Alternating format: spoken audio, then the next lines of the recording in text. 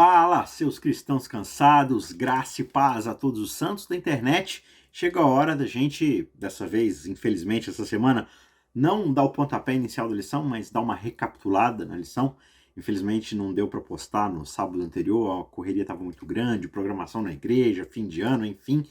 Mas eu não quero deixar essa semana passar em branco. E aí, para você poder utilizar essa noite de sexta-feira e talvez o sábado pela manhã, enquanto você se arruma aí para poder ir para a escola sabatina discutir, você pode ouvir o nosso podcast, você pode assistir o vídeo aí no YouTube, para você poder, pelo menos, ter alguns insights aqui do canal sobre o tema que a gente discutiu essa semana, que é a respeito da cosmovisão bíblica. Então, na verdade, a lição dessa semana ela enfocou na importância da gente ter uma cosmovisão bíblica a respeito de todas as coisas, né? A gente sempre deve ter na nossa mente formado nossos pontos de vista, nossa forma de enxergar o mundo formados pela visão bíblica. E especificamente no tema que a gente está estudando esse trimestre, que é de vida, morte, ressurreição, eternidade, a gente discutiu, a gente viu essa semana na lição a cosmovisão bíblica da natureza humana no que diz respeito a estar prontos para o retorno de Jesus, a nos prepararmos, né? Então, a relação do nosso corpo, do nosso espírito, da nossa mente, tudo isso, qual que é a visão bíblica para esse tipo de abordagem, certo? E o nosso texto base para podermos refletir e discutir algumas coisas no decorrer da lição foi 1 aos Tessalonicenses, capítulo 5, verso 23, que diz o seguinte: o mesmo Deus da paz o santifique em tudo, e que o espírito, a alma e o corpo de vocês sejam conservados íntegros e irrepreensíveis na vinda de nosso Senhor Jesus Cristo. Íntegros, inteiros, integrais, como um todo, indivisíveis e irrepreensíveis, né? Então, essa é mais ou menos a tônica dessa semana. E os nossos tópicos para discussão, os pontos que eu achei mais relevantes aqui para serem destacados primeiro, o nosso desenvolvimento, né, mental, físico, espiritual, como um todo, deve ser consistente com a nossa natureza. Segundo ponto, a mente de Cristo deve dominar a nossa natureza carnal. E terceiro ponto, nós precisamos do Espírito para sermos espirituais. Ser espiritual não é uma coisa que nós fazemos ou deixamos de fazer, é algo que nós recebemos em nós, no caso do Espírito Santo. Então a gente vai falar um pouco mais sobre isso. Antes da gente partir então para o primeiro tópico, primeiro ponto dessa semana, eu gostaria de pedir a você, mais uma vez, se você sentir que esse vídeo, que esse conteúdo te abençoou de alguma forma, você pode contribuir muito para a edificação desse canal também, se você puder deixar o seu joinha, se você puder deixar um comentário, e se você não é o nosso inscrito ainda, por que não?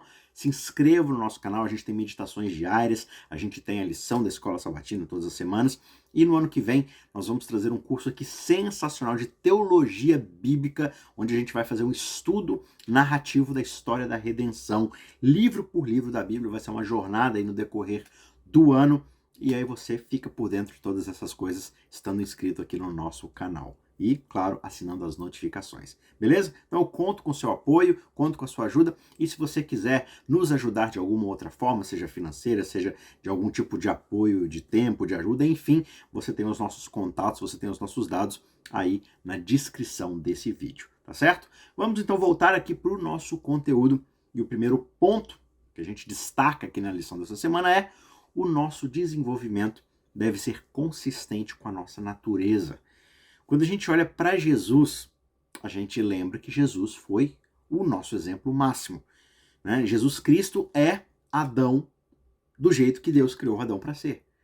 Então Adão mesmo, infelizmente pecou, se degenerou e acabou se tornando, né, algo que deu errado pela escolha dele em si. Ele foi criado perfeito, ele foi desenvolvido perfeitamente, mas pela sua liberdade ele acabou escolhendo um outro tipo de caminho. Então Jesus vem como ser humano para nos mostrar o que Deus tinha em mente quando ele criou Adão e o que Deus queria que Adão se tornasse. Então Jesus é o exemplo máximo do que a humanidade é capaz de ser se ela está plenamente ligada ao seu Criador. E quando a gente olha para Jesus, mesmo nesse mundo de pecado, porque Jesus teve que se submeter a um corpo que ainda estava afetado pelo pecado, mas a gente percebe no ministério, na vida de Jesus, que ele vai se desenvolvendo de forma mental, física, espiritual, social, né? E a gente, embora faça essa divisão desses assuntos, dessas áreas, para um melhor entendimento, pedagógico, a gente não deve separar uma coisa da outra. Porque a visão bíblica, né, aqui já abrindo, já entregando aqui um conceito dessa cosmovisão, a visão bíblica a respeito do ser humano é que o ser humano é alguém holístico. Essa palavra holística, ela vem do termo inteiro, integral, indivisível, uma coisa só, que une todas as coisas. E quando você começa a separar tudo, você está cometendo uma dicotomia, você está separando uma coisa que deveria estar junta, que deveria ser íntegra, integral, unida, certo? Quando a gente olha para os evangelhos, né, por exemplo, no Evangelho de Lucas, no capítulo 2, verso 52, a descrição do evangelista a respeito de Jesus, quando ele vai se desenvolvendo, é de que Jesus crescia em sabedoria, estatura e graça, tanto diante de Deus quanto diante dos homens. Então veja, Jesus crescia em sabedoria, ou seja, cognitivamente, ele crescia em estatura, ou seja, fisicamente, ele desenvolvia o seu corpo fisicamente, e graça, ou seja, ele tinha uma relação com seu Deus, então ele se desenvolvia espiritualmente, ou seja, diante de Deus, e também socialmente, diante dos homens. Então você percebe que é uma unidade integral, íntegra na vida de Jesus. Ele, como nosso exemplo, como nosso modelo, teve esse desenvolvimento indivisível. Por isso, essa crença que muitos têm de que nós somos, na verdade, um corpo composto de alma, de espírito, mas que, na verdade, são coisas separadas, né? Nós temos um corpo e esse corpo tem uma alma, tem um espírito. Essa ideia, que é uma ideia biblicamente equivocada, ela acabou levando muitas pessoas a concluírem que a forma que a gente deve viver no corpo não tem nada a ver com o nosso resultado eterno. Porque o que importa é a gente salvar o espírito, porque o corpo vai se perder. Então essa visão dicotômica de corpo e espírito, né, faz com que a gente muitas vezes não preste atenção na nossa saúde, no nosso desenvolvimento físico também, porque o que importa é salvar, né, o nosso espírito. Vamos falar a verdade que nem do nosso espírito a gente toma conta também, né, porque se a gente se submete a tantas coisas que acabam afetando ali a nossa psique, né, a nossa paz mental e tudo mais, infelizmente o mundo de pecado é do jeito que é. Mas a gente sempre cai no erro por causa dessas visões que são desenvolvidas de fazer essa separação. Só que a Bíblia, ela diz que o nosso crescimento deve ser, né, voltando para aquele termo, deve ser holístico, deve ser integral, deve ser inteiro, deve englobar, envolver tudo aquilo que nós somos como um todo, né? Como a gente viu no verso dessa semana, 1 Tessalonicenses 5, que o Deus da paz vos abençoe como um todo, para que mente, alma, corpo, espírito, tudo seja desenvolvido na graça de Deus. Comentando sobre isso, né, várias vezes, ele escreve muito sobre essa visão holística do ser humano. Inclusive, se você quiser aprender mais sobre esse tema, eu recomendo um livro espetacular de Ellen White, que é Ciência do Bom Viver. Ali ela vai ter essa abordagem, né? Muitos acham que Ellen White só fala de saúde no sentido de comer fruta, de não comer carne, né? Ellen White, ela tem muito assim o seu pensamento desenvolvido para essa visão holística. E no Ciência do Bom Viver ela apresenta bastante essa visão, né? Como desenvolver todas as áreas do ser humano. Mas aqui tem uma citação dela que eu quero trazer para sua reflexão, e ela diz que restaurar no homem a imagem do seu autor, ou seja, a imagem de Deus, né? Lembra, Deus nos criou como imagem e semelhança dele. E aí o ser humano peca, e o pecado faz com que o ser humano perca ou manche ou deteriore a imagem do seu Criador em si, né? Ele se torna, digamos assim, um espelho quebrado que não reflete propriamente a imagem do seu autor.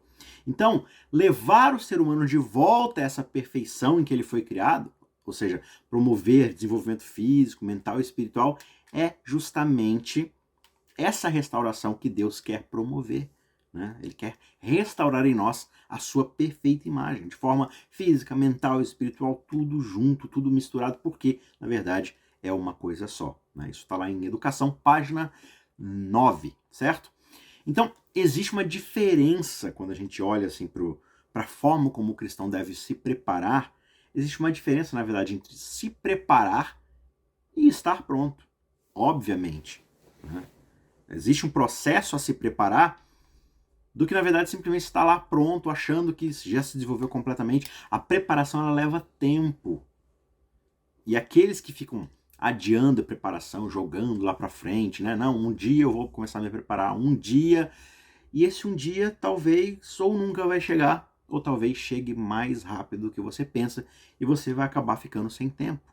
Infelizmente, essa é a nossa o nosso grande desafio, a nossa grande dificuldade no dia a dia, porque tudo tira nosso tempo, tudo chama pela nossa atenção, tudo clama pela nossa paciência, pela nossa dedicação, pelo nosso gosto, pelo nosso desejo, né? E aí quando a gente vê, a gente acaba não cuidando de nós mesmos, não cuidando da nossa relação com Deus, né? Tudo isso é muito importante e é uma coisa só que não deveria estar sendo dividida. E aí você vai ouvir, né, tipo, várias vezes dentro da igreja, a gente falando assim, não, eu queria pedir oração pela minha vida espiritual.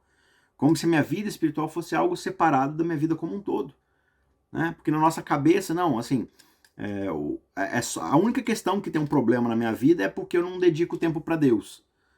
Só que o fato, muitas vezes, nós não termos esse tempo com Deus, como se na verdade existisse tempo sem Deus, né? Mas só para ficar aqui pedagogicamente claro, a gente acha que isso não vai afetar os nossos relacionamentos, o nosso trabalho, o nosso estudo, o nosso lazer. Claro que vai afetar, porque está tudo interligado, né? Então, na verdade, a gente deve enxergar dessa forma. E por causa disso, Deus ele não revela na Bíblia o dia, a hora que ele vai voltar, que Cristo vai voltar. O que ele nos dá é uma advertência para dizer, né, consistentemente que nós devemos vigiar. E esse vigiar é justamente esse processo de estar preparado, de estar nesse processo de preparação dia após dia, para que quando esse dia chegue, nós estejamos prontos. Mas estejamos prontos não espiritualmente, prontos como um todo, como um ser humano completo, perfeitamente apresentável a Deus, né? Então, essa é a nossa natureza, é uma natureza inteira. Então, esse preparo é um preparo inteiro, como um todo, certo? Ponto de número 2, a mente de Cristo deve dominar a natureza carnal. O que isso significa? O sucesso na vida cristã, ele não vem, como muitas pessoas vão achar, de você remover completamente a sua natureza pecaminosa. Então agora você consegue viver sem pecado porque você tirou de você a natureza pecaminosa. A Bíblia diz que isso não é possível. Pelo menos não no contexto de pecado que nós ainda vivemos. O que a Bíblia fala? O que é o processo de conversão, de acordo com Paulo, por exemplo, lá em Romanos capítulo 12, verso 2. Paulo vai dizer, olha, vocês precisam ser transformados pelo quê? Pela renovação da mente de vocês, para que vocês possam ser capazes de apreender, né, de compreender, de discernir a boa, perfeita e agradável vontade de Deus. Porque a nossa natureza carnal ela sempre vai pender para aquilo que é oposto a Deus, que é oposto à vontade e ao caráter de Cristo, certo? Então, a Bíblia, na verdade, ela ensina que nós fomos criados para que a nossa mente governasse os nossos corpos. Como você vê lá em Gênesis, né? Deus cria o ser humano para poder ter completo domínio sobre as suas faculdades mentais, físicas, né? Cuidar do jardim, se relacionar com outro ser humano, se desenvolverem no sentido de procriarem, encherem toda a terra, cuidarem da natureza, se relacionarem com Deus. Tudo isso governado pela mente pura, perfeita e capacitada por Deus. Só que aí o pecado vem, entra no mundo e altera a nossa natureza, e essa natureza ela é afetada a partir da nossa mente, né? E por causa disso acaba se tornando impossível por nós mesmos servirmos a Deus. Paulo vai dizer que não existe nenhum santo, nenhum sequer, ninguém que busque a Deus, ninguém que busque fazer o que é certo por conta própria. Todo e qualquer passo na direção de Deus é primeiro um passo de Deus em nossa direção. A Bíblia é muito clara em relação a isso. Porque da nossa carne, Paulo vai dizer isso o tempo todo lá em Romanos, eu pela minha carne não quero as coisas de Deus. Eu tenho prazer nas coisas que são da própria carne, porque essa é a minha nova natureza. Então, por nossa natureza carnal, pecaminosa, a gente não tem prazer nas coisas de Deus. Então, o que Deus nos oferece como solução para esse problema? Ele nos oferece a mente de Cristo. Paulo vai falar disso lá em 1 Coríntios 2:16. Lá em Filipenses 2, por exemplo, ele pede para que nós tenhamos a mesma mente de Cristo, uma mente de humildade, de serviço, de submissão. Então nós precisamos da mente de Cristo em nós para que nós possamos novamente sujeitar as nossas naturezas a Deus, ao Espírito de Deus. Por isso que Paulo diz, olha, a conversão, o processo de mudança na nossa vida não ocorre com a gente falando assim, não, a partir de agora eu só vou fazer isso aqui, eu vou deixar de fazer isso, então eu vou ser uma boa pessoa. Não. Isso nunca funcionou na história humana. Isso pode funcionar por um tempo com processos extremamente limitados, mas geralmente fadados ao fracasso, fadados ao desânimo, a realmente não dar certo e a gente acabar desistindo desse tipo de vida. Por quê? Porque a gente estabelece barras muito altas para a gente pular, e quando a gente não alcança, a gente se frustra, a gente desiste. Por isso que Deus nos dá a mente de Cristo, essa mente que é nos dada através do Espírito Santo, para que a gente possa ser transformado a partir do nosso jeito de pensar, e com essa mente de Cristo a gente possa discernir as coisas que o Espírito de Deus deseja para as nossas vidas. Novamente uma outra citação aqui da escritora Ellen White, ela diz que as mais baixas paixões, ou seja, aquelas coisas que são extremamente, né, do nosso intestino lá, como Platão, por exemplo, costumava falar, né, da nossa vontade íntima ali, do nosso apetite, da nossa paixão, da nossa força, ela chama aqui de as baixas paixões, aquilo que é muito do âmago do nosso ser, né? Ela diz que essas baixas paixões têm sua sede no corpo e por seu intermédio elas operam, ou seja, na carne. Então as palavras carne ou carnal, ou como a Bíblia diz, concupiscência da carne, elas envolvem a nossa natureza inferior, os nossos instintos primitivos. E essa natureza inferior, ela é corrupta. Então a carne por si mesma, ela não pode agir contrariamente à vontade de Deus. Por isso que nos é ordenado a crucificar as nossas carnes, né? A nossa carne, a nossa natureza, com as suas afeições, com os seus desejos, com as suas concupiscências. Só que como é que a gente pode fazer isso? Como alguns pensam, a gente deve infligir algum sofrimento no nosso corpo, nos martirizar ali, nos flagelar? Não. Só que a gente precisa dar morte às tentações do pecado. Esses pensamentos corruptos, eles devem ser expulsos. E como isso acontece? Como a Bíblia vai dizer, todo pensamento deve ser levado cativo a Jesus Cristo. A gente precisa entregar a nossa natureza nas mãos de Cristo, através da, né, como Jesus vai dizer, da crucificação do nosso eu, para que o Espírito possa nos dar nova vida.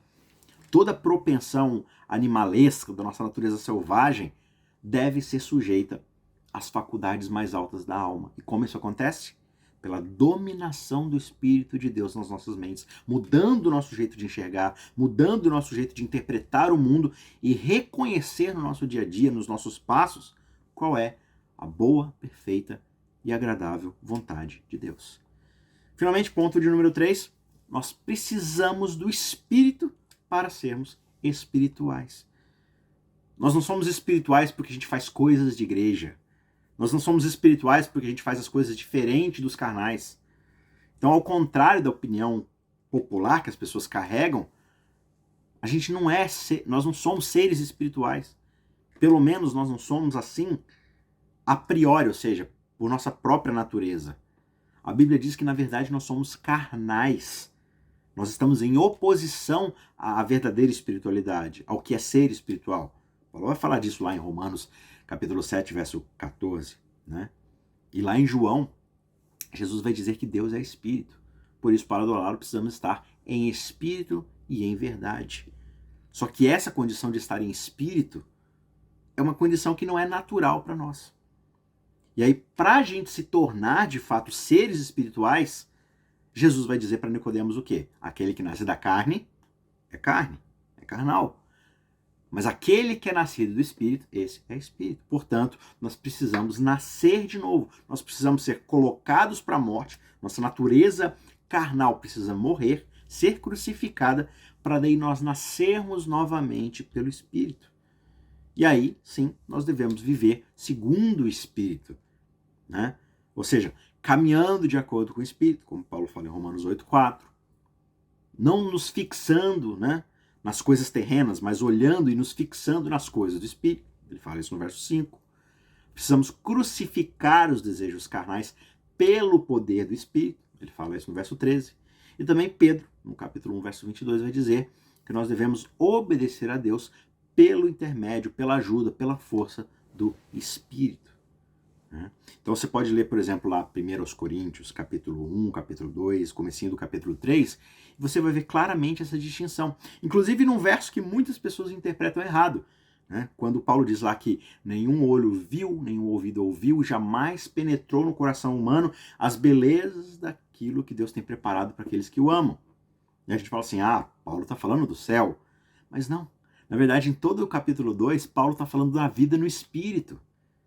E ele começa a dizer, quando o Espírito penetra nossos corações e toma conta de nós, nós passamos a enxergar o mundo, as coisas de Deus, de uma forma que olho algum jamais viu, ouvido algum jamais ouviu, e nada disso jamais penetrou no coração humano. Por isso que ele fala lá, logo depois desse verso, ele diz, mas essas coisas Deus já nos revelou por meio do Espírito de Deus. E ele começa a falar, porque o Espírito sonda todas as coisas e ele mesmo não é sondado por ninguém. Ele discerne todas as coisas, mas ele mesmo não é discernido por ninguém. Porque quem conheceu a mente de Cristo, Paulo diz. Só que ele diz, mas nós temos a mente de Cristo. Nós recebemos essa mente para sermos transformados na renovação da nossa mente por esse Espírito, para que possamos ser capazes de enxergar as boas, santas e agradáveis coisas de Deus. Por isso que ele vai dizer, olha, vocês são carnais, porque vocês estão preocupados com as coisas da carne. Ou seja, com seus desejos egoístas, com as suas vontades, com seus planos, projetos. E vocês não são espirituais por quê? Porque vocês são nascidos da carne. Para vocês se tornarem espirituais, vocês precisam receber a mente de Cristo, o Espírito Santo de Deus. E a partir daí enxergarem as coisas como elas realmente foram criadas para ser, de acordo com a vontade de Deus. Então, fechando aqui esse pensamento, a lição dessa semana com um último pensamento aqui de Ellen White, ela vai dizer que nós devemos viver a vida da fé, uma vida de fé, a cada dia, passo a passo. A gente não deve ficar ansioso e preocupado, né? Por exemplo, mas vai vir um dia, vai ser o dia da angústia, que vai provar a minha fé, será que eu vou estar preparado, né? E aí a gente acaba ficando angustiado de forma antecipada, e aí o dia da angústia, o tempo da angústia acaba sendo hoje, acaba sendo agora. A gente não deve ficar pensando, olha, eu tenho medo de não conseguir ficar de pé naquele grande dia de julgamento, de teste final. Ela diz, olha, você deve viver para o presente, apenas para esse dia, para o hoje. Por quê? Porque o amanhã não é seu. O amanhã não está no seu controle. Então, hoje você deve manter a vitória sobre o seu próprio eu. Hoje você deve viver uma vida que busque a Deus. Através da oração, do estudo da sua palavra, hoje você deve lutar a luta da fé, pela fé. Hoje você deve acreditar que Deus te ama e quer te abençoar. E quer estender a você a sua graça. E aí, à medida que você obtiver vitória sobre essa escuridão, essa incredulidade, aí você vai ser capaz de cumprir a boa, perfeita e agradável vontade de Deus, do seu mestre. E aí você será capaz de se tornar uma bênção para aqueles que estão ao seu redor. Mas tudo começa hoje. E amanhã vai ser o hoje de amanhã. Mas não fique tentando viver o amanhã hoje. Porque aí você vai viver extremamente ansioso. Jesus fala, olha, não andem ansiosos pelo dia de amanhã. Basta cada dia os seus próprios desafios, as suas próprias lutas. Então, lute hoje com a mente de Deus, com a mente de Cristo, com o poder do Espírito Santo, para você se tornar uma pessoa espiritual, nascendo do Espírito, nascendo novamente, colocando a sua velha natureza para morrer em Cristo, na cruz de Cristo, e nascendo, ressuscitando com Ele novamente, da forma como Ele fez. E assim você vai ser capaz de seguir seus passos, de ter essas vitórias dia a dia, de forma inteira, integral, mente, corpo, espírito, tudo junto, tudo sendo abençoado e desenvolvido por Deus, para que naquele dia final, como um todo, inteiros, nós possamos nos apresentar perfeitos e totalmente inculpáveis diante de Jesus Cristo, para vivermos com Ele eternamente. Tá certo? Que Deus abençoe você, que você tenha uma ótima discussão desse assunto, né, na classe da Escola Sabatina, aí, junto com seus amigos, com seus irmãos. A gente se vê na semana, que na verdade a gente vai se ver amanhã, basicamente já, né? Porque o vídeo está sendo soltado aqui na sexta-feira à noite. Amanhã, com certeza, já vai ter na parte da tarde, no sábado à tarde, a lição para a próxima semana. Eu vou postar ali e conversar com vocês. Então a gente se vê brevemente para a lição dessa semana, tá certo? Então, um forte abraço, a gente se vê na próxima lição. Tchau, tchau.